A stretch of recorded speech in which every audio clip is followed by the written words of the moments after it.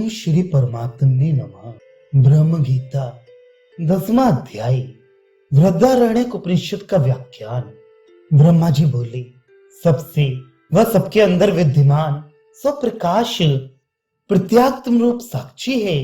यही मुख्यता अपरोक्ष अपरछिन्न व्यापक ब्रह्म है। प्राणपान आदि वेद वाले कार्य कारण संघात को सत्ता व स्फूर्ति अर्थात सिद्धि देने वाला जो है, जिसके केवल सन्निधि होने से सब अपना काम करते हैं, किंतु जो उन सबके कामों से कोई संबंध नहीं रखता, स्वयं निष्क्रिय है, वही सबसे वह सबके अंदर अपरोक्ष आत्मा है, अन्य कोई नहीं। आत्म सन्निधि से सबकी चेष्टाएं संभव होती हैं। चेष्टा तभी होती है जब चेतन यूं समझे कि मैं कर रहा हूं। ये समझना अन्योन्य अध्यास के बिना नहीं होता। सूर्य आदि की चेष्टाएं इसलिए उनके अभिमानी पुरुषों की अनुमापिका होती हैं। अतः व्यापक चेतन के रहते भी मुर्दा चेष्टा नहीं करता इत्यादि उत्पत्तियां समझ लेनी चाहिए। जो ये सर्वांतर सबसे वह सबके अंदर निज आत्मा है, वह मैं शब्द का मुख्य अर्थ है। शरीर मैं शब्द का मुख्य नहीं गौड़ अर्थ है। शरीर तो घट आदि की तरह दृश्य है। जो इस शरीर का दृष्टा है वही मुख्य अर्थ है मैं शब्द का। शरीर है गौड़ अर्थ, किंतु क्योंकि हमें यह मालूम नहीं इसलिए यही मुख्य अर्थ की तरह लगता है। इसी से शरीर आदि को मिथ्यात्मा कहा जाता है। गौड़ात्मा शब्द वही प्रयुक्त होता है जहां यह बोध बना रहे कि अर्थ अमुख्य है।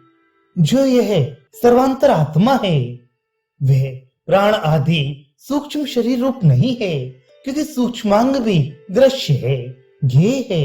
जो इसका ज्ञाता है वही आत्मा है।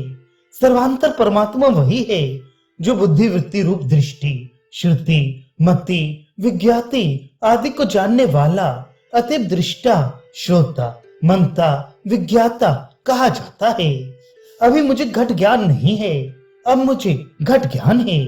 इस प्रकार के अनुभव से दो ज्ञान सिद्ध होते हैं। एक तो वह जो नहीं था और हो गया अर्थात उत्पत्ति विनाशशाली अनित्य ज्ञान। दूसरा वह जो बना ही रहा, नहीं है को भी जानता रहा और हो गया को भी जानता रहा। यह नित्य ज्ञान आत्म रूप है। अनित्य ज्ञान का स्वरूप यूं बताया जाता है कि विषय संबंध अथवा अन्य किन्हीं जैसे लिंग ज्ञान और व्याप्ति संस्कार कारणों से अंतःकरण में एक परिवर्तन विशेष हो जाता है, जिसे वृत्ति कहते हैं। हर वृत्ति में कोई ऐसा धर्म रहता है जो उस वृत्ति को अन्य वृत्तियों से अलग किए रहता है। यही आकार शब्द से कहा जाता है।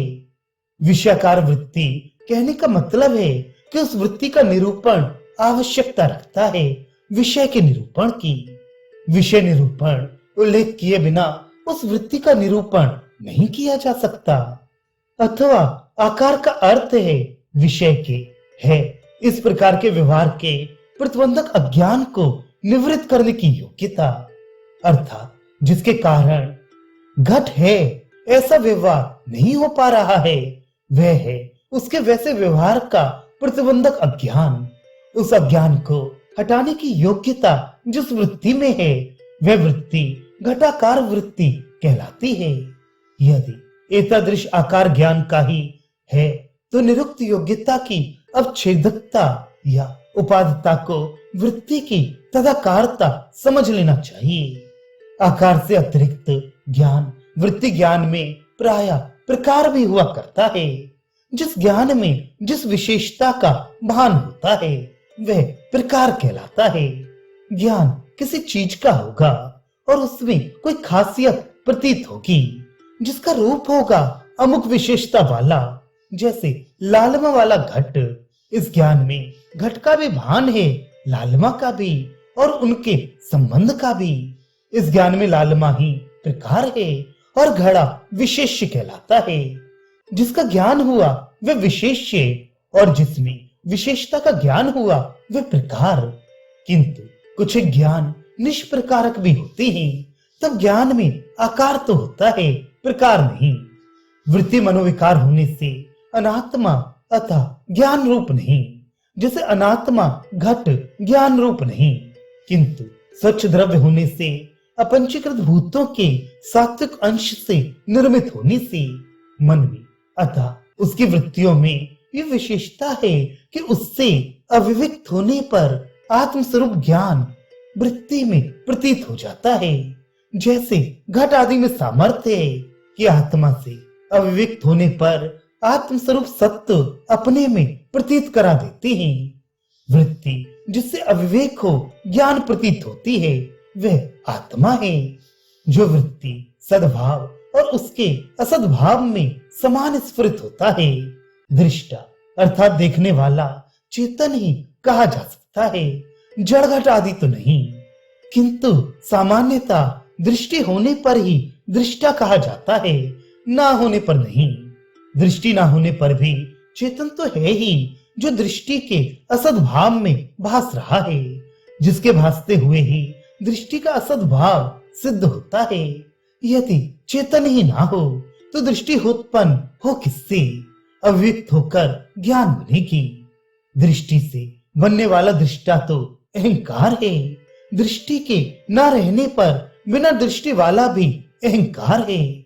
जो कभी दृष्टि वाला व कभी बिना दृष्टि वाला है, जिनमें दृष्टि वाला होना और उससे रहित होना दोनों कल्पित होते हैं, वह दृष्टि का दृष्टा यहाँ विवक्षित है। जिससे अव्यक्त हो दृष्टि दृष्टि बन पाती है, वृत्ति ज्ञान बन पाती है, वह दृष्टा है। इस आत्मा से अतिरिक्त सभी मिथ्या है। विचार करने पर वह सब असत्य ही निकलता है। ठीक ठीक समझें तो आत्मा ही सब तरह से प्रतीत हो रहा है। जैसे सब पार्थिव वस्तुएं पृथ्वी में ओतप्रोत हैं, वैसे अपने कार्यों समेत सारी पृथ्वी जल में ओतप्रोत है। जल वायु में ओतप्रोत है। अग्नि क्योंकि लकड़ी बिजली आदि के परतंत्र ही मिलती है, और यहाँ किसी स्वतंत्र तत्व में ओतप्रोतता बतानी है, इसलिए अग्नि के भी कारण वायु में जल की ओतप्रोतता कह दी है। वायु अंतरिक्ष लोकों में ओतप्रोत है। पांच भौतिक होने से यह सब लोकों का बहुवचनांत निर्देश उनके घटक भूतों के बहुत्व से है। उत्तरोत्तर लोकों के सूक्ष्म और व्यापक समझते जाना चाहिए। अंतरिक्ष लोक गंधर्व लोकों में, गंधर्व लोक आदित्य लोकों में, आदित्य लोक चंद्र लोकों में, चंद्र लोक नक्षत्र लोकों में, नक्षत्र लोक देव लोकों में, देव लोक इंद्र लोकों में, इंद्र लोक प्रजापत्य लोकों में। प्रजापति अर्थात विराट समष्टि स्थूल शरीर अभिमानी। प्रजापत्य लोक ब्रह्म लोकों में, ब्रह्म लोक अर्थात स्थूल प्रपंच के उत्पादक पंचीकृत पंच महाभूत। ब्रह्मलोक अर्थात अपंचीकृत पृथ्वी विष्णु लोकों में, अर्थात अपंचीकृत सूक्ष्म जल में। विष्णु लोक रुद्र लोकों में, सूक्ष्म तेज में।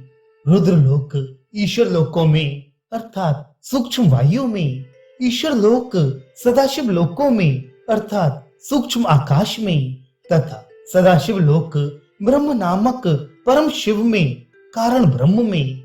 और ये सभी साक्षी स्वरूप प्रत्येक आत्मा में ओतप्रोत हैं। साक्षी ही सबसे अंदर है, अर्थात उससे ओतप्रोत सब हैं। वे किसी से नहीं, उसी में अध्यास से सब स्थित हैं।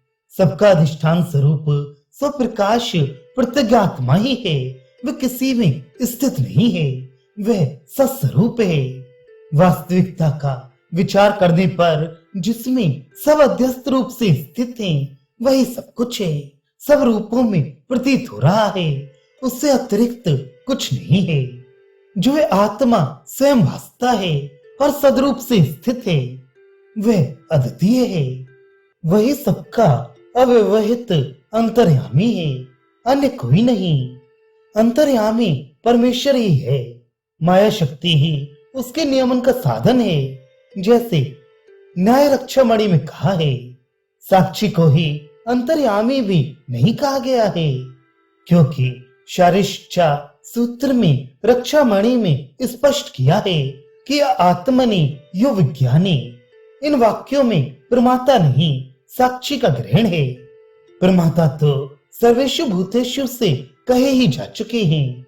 यद्यपि साक्षी एक है, तथापि वे आवरण और विक्षेप दोनों वाला है, जबकि अंतर्यामी केवल विक्षेप वाला है।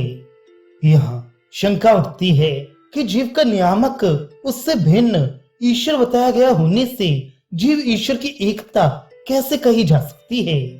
इसका उत्तर सूत्र भाष्य में यूं दिया है, एक परम शिव ही उपाधि भेद से जीव और उसका अंतर्यामी बन जाता है। वस्तुतः ये दो हों ये बात नहीं। जो पृथ्वी के भी भीतर रहता है, जिसे पृथ्वी देवता भी नहीं जानते, पृथ्वी ही जिसका भी शरीर है, जो निष्क्रिय रहते हुए ही भीतर से ही पृथ्वी का शासन करता है, यही हम सबका अविवाहित अंतर्यामी है, परमात्मा है, अमृत है। जो जल के भीतर रहता है, जिसे जल देवता भी नहीं जानते, जिसका जल भी शरीर है, जो जल पर शासन करता है, यही हमारा साक्षात अंतर्यामी है, परम है, अमृत है। इसी तरह जो अग्नि, अंतरिक्ष, वायु आदि समस्त चराचर का शासक है, यही हमारा साक्षात अंतर्यामी है, परम है, अमृत है। ये ऐसा दृष्टा है जो कभी दिखता नहीं, ये श्रोता ही है, कभी श्रुत नहीं होता।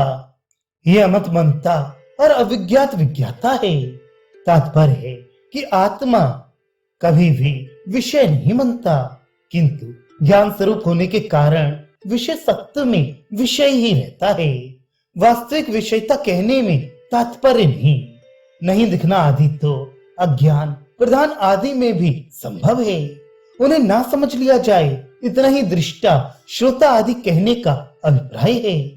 सूर्य, चंद्र, अग्नि आदि के निवृत्त हो जाने पर ये आत्मा ही चित्त के साक्षी रूप से अपने स्वप्रकाश स्वरूप से ही भासता है। जब चित्त वह विषयों से कोई संबंध ना रख केवल स्वप्न वस्तुओं के आकार का बन जाता है, तब वही आत्मा बिना किसी अन्य प्रकाश की सहायता के सर्वभूत चैतन्यात्मक प्रकाश से ही वह व्यापार के अभाव को और स्वप्न को जान लेता है। सुषुप्त अवस्था में वही आत्मा केवल अज्ञानमयी उस अवस्था को चित्त प्रकाश से जानता है। इस प्रकार आगमपाई अवस्था त्रय से उनका प्रकाशक आत्मा अलग सिद्ध हो गया। प्रकट और अप्रकट न होने वाला भाव व अभाव रूप सब वस्तुओं को सदा जानने वाला स्वयं प्रकाश ये आत्मा ही सर्व उपाधि शून्य वस्तु सत्य है। भाव और अभाव रूप से स्थित सारे ज्ञेय प्रपंच का ये जानने वाला ही है। इससे अतिरिक्त कोई नहीं है जो जानने वाला हो। भाव और अभाव रूप से आदि का अर्थ है ज्ञात और अज्ञात रूप से ये सब कुछ जानता ही है। इस प्रकार विचार से जो द्वैत को केवल आत्म रूप समझ लेता है वही योगी है। वह द्वैत देखता प्रतीत होता हुआ भी उसे देखता नहीं, या व्यवहार दृष्टि से देखते हुए भी तत्व दृष्टि से नहीं देखता। दृष्टा आत्मा की सर्वभूत दृष्टि का नाश नहीं होता। दृश्य वस्तुएं ही विनष्ट होती हैं। नष्ट होने वाला तथा दरग रूप आत्मा का दृश्य द्वैत वस्तुतः है ही नहीं, केवल दृग रूप आत्मा ही है। समस्त दृश्य का उच्छेद हो स्वरूप से बने रहना ही योगी की परम संपत्ति है, परम गति है, परम लोक और परम सुख है। जैसे सांप अपनी छोड़ी हुई कैंचली को फिर ये मेरा देह है ऐसा नहीं समझता, वैसे ब्रह्मनिष्ठ को देह आदि में कभी ये मैं हूँ या ये मेरा है ऐसा प्रतीत नहीं होता। सबके आधारभूत स्वयं सिद्ध निर्मल प्रत्यात्म रूप परमानंद शिव नामक आत्मा में पृथक भूत कोई वस्तु वस्तुता है नहीं। जो व्यक्ति वास्तविकता यूं रहते हुए भी ऐसा समझता है कि मैं अन्य हूँ परमात्मा अन्य है, जगत अन्य है, वह बार बार जन्म मरण के चक्र में ही पड़ता है। इसलिए मुमुक्ष को अध्यस्त अज्ञान और उसके कार्य को प्रयास पूर्वक एक आत्मात्र स्वरूप ही देखना चाहिए। यह आत्मा प्रमेय नहीं है, धर्म धर्म आदि मलों से अस्पृष्ट है, व्यापक और नित्य है। उस आत्मा को ही शास्त्र से जानकर उसका साक्षात्कार करना चाहिए। ब्राह्मण को चाहिए कि अनात्म विषयक बहुत द्योतक शब्दों का विचार न करे। वे केवल वाणी आदि की गिलाने का हेतु है, पुरुषार्थ का नहीं। वही ये महान आत्मा जन्म मृत्यु रहित है, सारे लोगों को यह वश में रखता है, सबका मालिक है, यही सबका अधीश्वर स्वतंत्र पालक है तथा नित्य शुद्ध है। अच्छे कर्म से न किसी अतिशय वाला होता है और न बुरे कर्म से किसी न्यूनता वाला होता है। यही सबका ईश्वर है। प्रत्येक आत्मा रहते हुए ही ये सब प्राणियों का शासक है, समस्त भूतों का पालन यही करता है। भू आदि सब लोग अपनी अपनी मर्यादाओं का उल्लंघन न करें, इसके लिए यही सेतु बनकर उनका विधारण करता है। मेण या बांध को सेतु कहते हैं, वह पानी को मर्यादित रखता है। ऐसे ही सब मर्यादित रहते हैं, इसका कारण परमेश्वर ही है, अतः ये सेतु है। उत्तम ब्राह्मण उसी आत्मा को जानने की इच्छा पाने के लिए वेदाध्ययन, सारे यज्ञादि कर्म, दान, तप तथा कामना पर त्याग करते हैं। जैसे स्वादिष्ट भोजन खाने की इच्छा के लिए चूर्ण आदि का सेवन किया जाता है, वैसे वेद अध्ययन आदि आत्म जिज्ञासा प्राप्ति के लिए किए जाते हैं। तथापि जिज्ञासा उत्पन्न करने वाले अध्ययन आदि सफल ज्ञान लाभ तक उपकार करते हैं। जिज्ञासा उत्पादक से अतिरिक्त अध्ययन आदि कर्मों की कोई आवश्यकता ज्ञान प्राप्ति के लिए नहीं। जिज्ञासा हो जाने पर सकल कर्म निवृत्ति पूर्वक श्रम आदि करते हुए श्रवण आदि करना ही ज्ञान के लिए पर्याप्त है। जो इस आत्मा को जानता है वही मुनि है, अन्य कोई मुनि नहीं।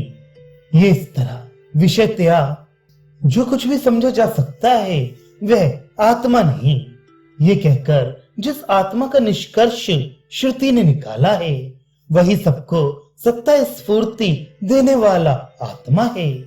उसका स्वरूप ऐसा है कि वह कभी विषय नहीं किया जा सकता। इसी तरह स्वभावता ही वह नष्ट नहीं होता और निर्लेप स्वभाव होने से किसी से संबद्ध नहीं होता। ब्रह्मवेत्ता की नित्य महिमा यही परम शिव है। ये कर्म से बढ़ता घटता नहीं। सबको चाहिए कि उसके स्वरूप का जानकार बने। उसे जानकर पाप आदि सब कर्मों से अतीत हो जाया जाता है। अब विषय को जानने का अर्थ है कि उससे इतर को न जानते हुए बने रहना। इसलिए ब्रह्म ज्ञान पाने के लिए बुद्धिमान मन और इंद्रियों को नियंत्रित करे, सत्यवादी रहे, कर्मों का संसाधन त्याग करे और विद्या के हेतुभूत उपाय करे जो सभी उपनिषदों में बताए गए हैं।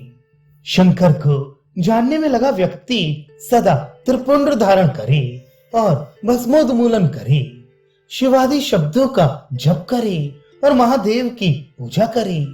सकल साधनों सहित जब ज्ञान होता है तब ये सारा जगत महादेव रूपी है। ये वैसे ही निश्चित प्रतीत होता है जैसे हाथ में रखा बेल का फल। ज्ञान अंगे होने से स्वसिद्ध्यर्थ शम आदि सकल अंगों की अपेक्षा रखता है, अतः उनका साहित्य कहा है।